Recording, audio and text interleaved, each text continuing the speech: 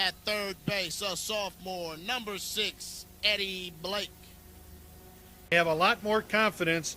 There you see it. Eddie Blake at third, Carlos LeBoy, Chris Tucker. Second will be Richie Danforth, the right fielder.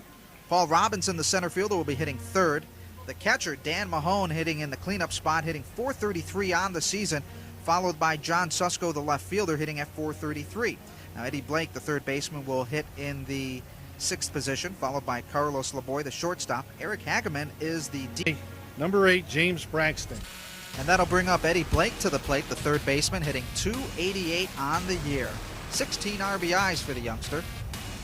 As Moreau with one out, looking to get out of a big jam. That one for a strike on the outside part of the plate. This guy's got a little pop in his bat, so he can get a hold of one. Bases are loaded. Robinson is at third, Mahone is at second, and Susko is at first. 1-0. John Marshall leads. Braxton trying to keep his pitcher. There you see Marrero trying to keep him calm and cool and try to throw strikes. Comes the 1-1 pitch. Swing and a miss. Good cut on the fastball up top there by Eddie Blake. Looking to take that ball for a ride. 1-2 the count on Eddie Blake with the bases loaded. Marrero from the windup, he throws. This one is hit. Third base side right behind the plate. Braxton makes the catch for the second out of the inning. With Sanka, that long break in there, he's going to have to really get things going as the William Hub comes in, fires one to third base, and Eddie Blake's throw takes Theo Hudson off the bag, and Hub will get on for Collinwood in this top of the second inning. You see right there, Coach, there, taking a look. You can see right here, again, a great play by the first baseman. Again, Theo Hudson, if that ball gets by him, is set up there by James Sanka to get Marrero looking for that third strike. That'll bring up Al Crosby, who bounces one to the third baseman to throw over, easily getting him out. From Eddie Blake over to Theo Hudson for the third out of the inning. And so no runs, no hit, John Marshall. So you got to give a lot of kudos to these young men and women in the Cleveland Public Schools in their representation of the schools. Curtis Minor is the first batter up for Collinwood, and that time he pops up to the third baseman. And the third baseman makes the grab, and that is Eddie Blake for the first out of the inning. That'll bring up Daryl Torbert, the first baseman, hitting .165 on the year. Torbert, 2 for 19 on the season, struck out 14. Blake, the third baseman, who popped up to the catcher behind the plate, Eddie Blake, hitting .288 on the season. There you see Courtney Williams, who made the catch, coming in for relief for Marrero. The pitch by Williams, in for a strike. Tim, as you said, those keys, you really have to look at the keys and how they are doing at the midway point of this championship game. Eddie Blake fouled out his last time up. Hits this one to the third baseman, but he picked up by Marrero deep in the hole. Go fire, and not in time, as the third baseman, Curtis Minor, could not get it. Marrero was there for the backup, but not in time, as the speed of Eddie Blake gets him on the first base as he hit it deep into the hole in the shortstop position.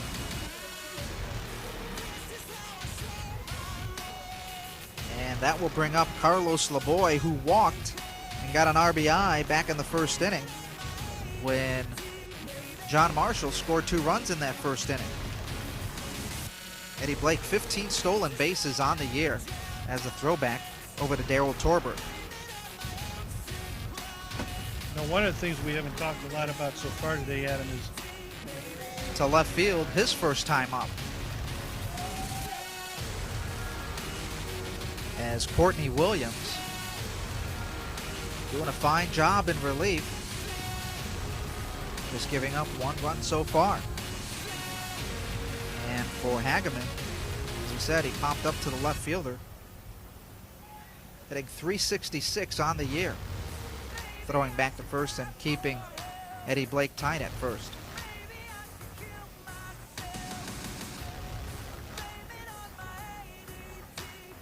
But the little thing right there prevents a runner from gaining another base. A nice job by the third baseman from Collinwood High School. Williams keeping the runner tight, that time a bit close at first base. For Hageman, as we said, popped up to the left fielder in his first at-bat. Runner on first is Blake, who singled. He goes, the throw to second, not in time. So another stolen base for John Marshall.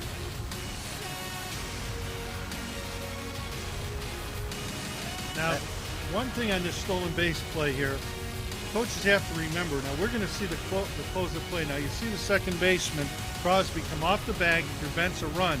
But the key was Coach Fry picked the right pitch to go on. This one is hit. It's a base hit in the center field. Bishop will fire it home. Here comes the play. Here comes the tag. And he is safe as the catcher, Braxton, could not hang on as Eddie Blake was running on the pitch and Braxton could not hold the ball at home plate. He dropped it on the back, coming in and talking to the umpire. I think what he's contending to Steve Dedmonsky is I saw the outside first, and then he dropped the ball. Now let's take a look at it here. Curtis Bishop's going to come up, and he's going to throw a one bouncer. There's Braxton with the ball. Well, he was about to make the outside, but then he was about to make the out call, and then he saw the ball pop out of Braxton's glove, and really that makes him safe over at at home plate. However, he dropped it. We'll take a look at the replay once again. It was a line shot into center field, perfectly played by the center fielder, Curtis Bishop. Came up firing a nice throw to the plate, one hopper, right to Braxton, has it, makes the tag, and the ball pops out right there. He talked about his favorite player being Kenny Lofton. They're going to show it one more time. I guarantee you the crowd will be up there looking. And they're going to see it right here for about the fifth time. They're going to probably tell us to take this off pretty soon, Danny. It was there's the collision, and the there's ball the pops ball. up. Even in slow motion, it's such a bang-bang play that the ball did. Very fortunate that we were able to step up, and annually we make a $100,000 donation to the district that specifically goes to fund baseball and softball programs. And obviously, Melissa, it can't be, can I help? How can I be part of the mission? Can you please tell our viewers? Sure. We generate on average about $500,000 each year for Cleveland Indians Charities that goes to be able to. Stories when we worked together over at WMJI. I could tell you stories, but he's a good guy. He's a good guy. He knows the Cleveland sports scene really, really well. Well, so far we played 5.5 innings, and Collinwood with a down 6-0 to the Lawyers of John Marshall, and Eddie Blake up to the plate, bounces this one to the third baseman, and not in time as the throw pulls off Daryl Torbert. As Eddie Blake gets on the error. Curtis Minor had a hit last inning, went out there, and you got to give him credit. He stays with it here, and he throws it off, but also give credit to Daryl Tolbert. He comes off and saves him for picking up another base. 6-0. 7 hits for the Lawyers of John Marshall in this 2002 city championship game.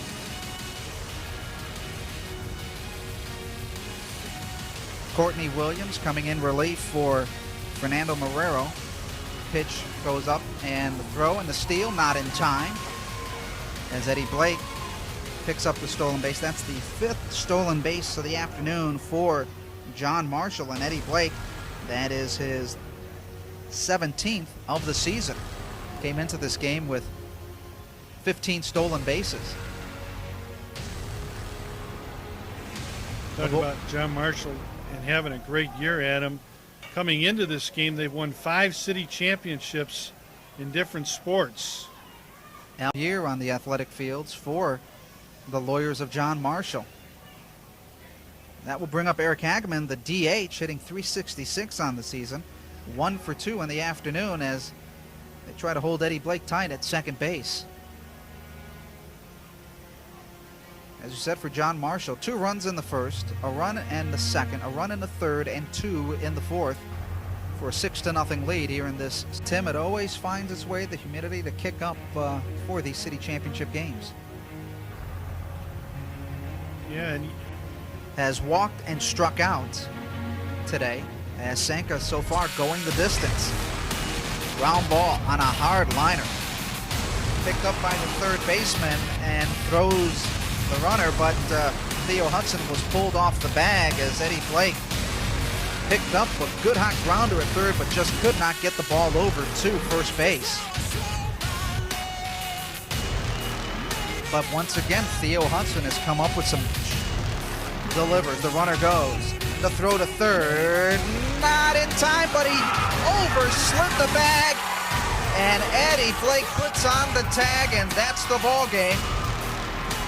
As John Marshall comes up with a 7-2 win in this 2002 City Championship. And how fitting is it that Mahorn is involved in the final play of this championship game? well, folks, stay with us, because when we come back, we'll have the presentation of the awards, and we'll talk to both coaches, and we'll take a look at it one more time. He was there, Adam, but he overslid the base, and Mahone will come up third time caught stealing today.